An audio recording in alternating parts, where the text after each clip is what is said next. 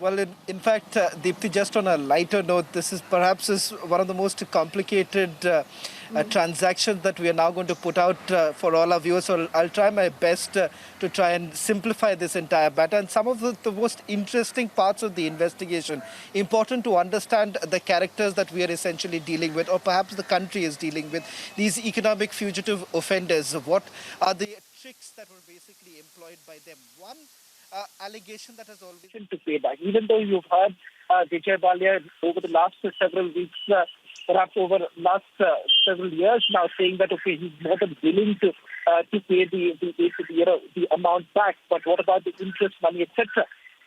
This in this investigation document that I'm now going to go across, you'll get a sense that Vijay Mallya's intentions. What were his intentions essentially? Now, in this document, page number 2. Point number 12 gives you a sense of what Vijay Mallya was up to.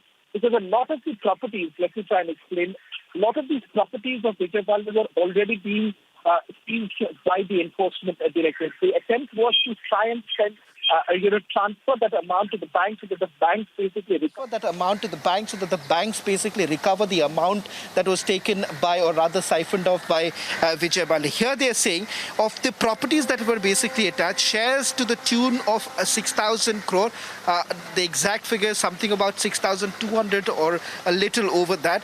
They were in exclusive possession of the enforcement directorate. These shares have been restored by the State Bank of India through the recovery officer. And it may be mentioned here that these shares were held in the names of various dummy or shell companies. And it was the ED probe that lifted the veil, corporate veil, and established the link between Vijay Mallya and these companies. Had these shares not been attached by the enforcement directorate, Vijay Mallya would have dissipated these shares. ED investigation has revealed that Vijay Mallya had sold a coffee plantation held in a dummy company to a third party in January 2016 after the CBI FIR was registered. Now, just for the benefit of our viewers, what does this essentially mean? So when the FIR was registered, and the basic allegation against Vijay Mallya was that he had taken funds from a consortium of banks and then not repaid.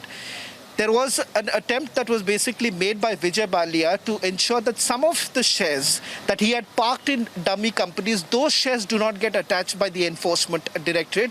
And he was unsuccessful in doing that because the PMLA investigation carried out by the enforcement directorate revealed that there were dummy companies, there were companies in the name of third parties, and these third parties were then linked to Vijay Mallya. And Vijay Mallya was not even selling off those properties. It was only after the ED's investigation that they found out that there is a coffee plantation which could have also been sold off.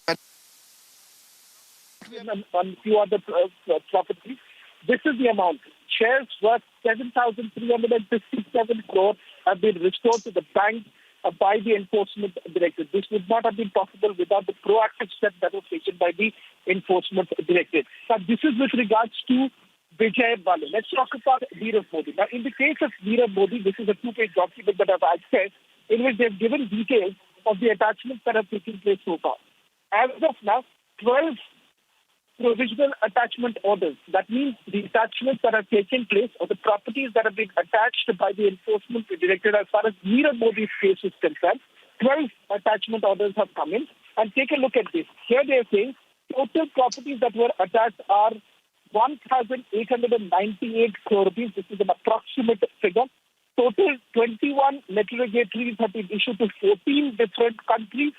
On the basis of the application of the enforcement directorate, the court declared Nirav Modi a fugitive economic offender, ordered confiscation of freehold properties of Nirav Modi amounting to 329 crore, further ordered for restoration of properties worth 1,060 crore to the Punjab National Bank.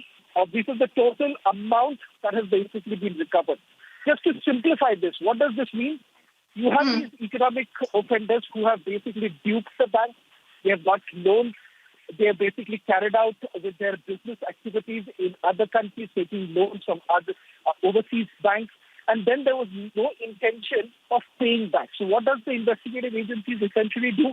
They try to seize these properties belonging to the economic offenders, and then whatever money or whatever the market value of these properties are, they essentially try to recover that same amount, and that same amount is given back to the bank. It means that the money has been recovered. This was, after all, public money.